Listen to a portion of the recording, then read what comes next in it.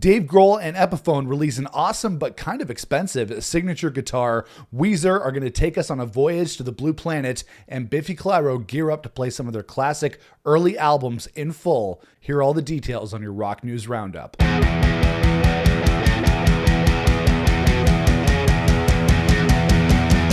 Hey everybody, it's Nick here with you. Welcome back to the Rock Squad channel. So you can now buy Dave Grohl's guitar. Well, not his actual guitar, but a pretty damn awesome replica. That's right, Dave Grohl and Epiphone have teamed up to release his signature DG335. If you've ever seen the Foo Fighters live, you'll have seen this guitar. It's a semi-hollow guitar that mixes an ES335 and a Trini Lopez style model. All right, so let's talk about this guitar. I love that Trini Lopez style headstock. One of my favorite things about this guitar. It's also got some really cool bound diamond-shaped sound holes. It's got Grover mini rotomatic tuners, a Laurel fretboard, and split diamond inlays. Basically, it's a really, really cool guitar. I really want one of these Dave Grohl guitars, but it's about $2,000 Canadian, which is a little bit rich for my blood at this point. I actually bought a new guitar a few years back. This guy right here, this Jimmy Eat World Jim Adkins Fender Telecaster that I picked up. So I'm a little bit strapped for cash in my guitar budget right now. Had I known that they were going to release this Dave Grohl guitar, I would have saved my cash, but man, does this thing look pretty.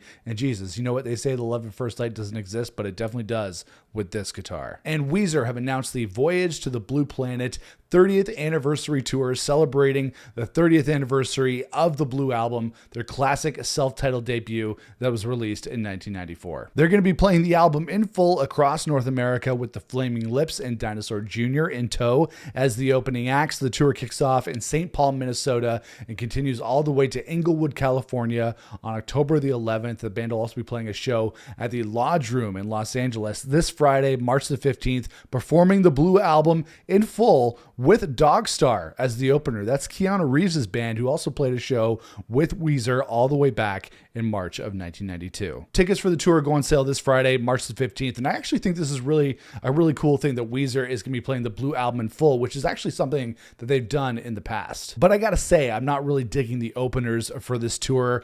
Not a huge fan of the Flaming Lips or Dinosaur Jr. Not the kind of openers that are going to make me want to go out and buy tickets to this show, even though I love Weezer. To go see them in Toronto at the Scotiabank Arena is going to be a pretty penny. Especially when Weezer is teaming up with a band like the Smashing Pumpkins for the European dates. It doesn't quite feel as epic with the Flaming Lips and Dinosaur Jr. on the bill, but you know what? I digress. And Biffy Clyro is gearing up for a celebration of beginnings. Speaking of playing albums in full, Biffy Clyro, the Scottish Rockers, have announced a new series of special gigs in the UK celebrating their first 3 records, Black and Sky, The Vertigo of Bliss, and Infinity Land. The shows are being dubbed a celebration of beginnings, which is a play on the title of their album from 2020, a celebration of endings. They're going to be doing 3 shows in London at the O2 Shepherd's Bush Empire, and of course 3 shows at the Glasgow Barrowlands, where they always play a lot of their greatest shows. Those are going to all be happening in October of this year. Tickets go on sale to the general public this Friday, March the 15th, and the band has done shows like this previously at the Glasgow Barrowlands, where they played their records front to back along with B-sides and other tracks. This should really make old school Biffy fans very, very happy, those people that grew up and loved those first 3 records. I'm a bit of a new school Biffy fan, and so I had to kind of backtrack when I got into the band around 2009 and listen to those early records. Really, really love them now. I wish I could be in the UK to go check out these shows because I would be the first one to try and get tickets, but I guess being here in North America, I'm just going to have to settle with listening to the records. And Slash is gearing up for his Serpent tour. So Slash recently announced his new covers album, Orgy of the Damned, is dropping in May, and now he's announced his Serpent Festival tour. So just like you, I'm wondering, what does Serpent stand for? It stands for Solidarity, Engagement, Restore, Equality, and Tolerance. All very wonderful things, I would say. So who is joining Slash on this tour? A bunch of different artists that will rotate throughout the tour. You have Warren Haynes, Samantha Fish, Eric Gales, ZZ Ward, among others. Not exactly huge stadium names. I'm not really familiar with a lot of the artists on this bill, but it's really cool that Slash is going to be giving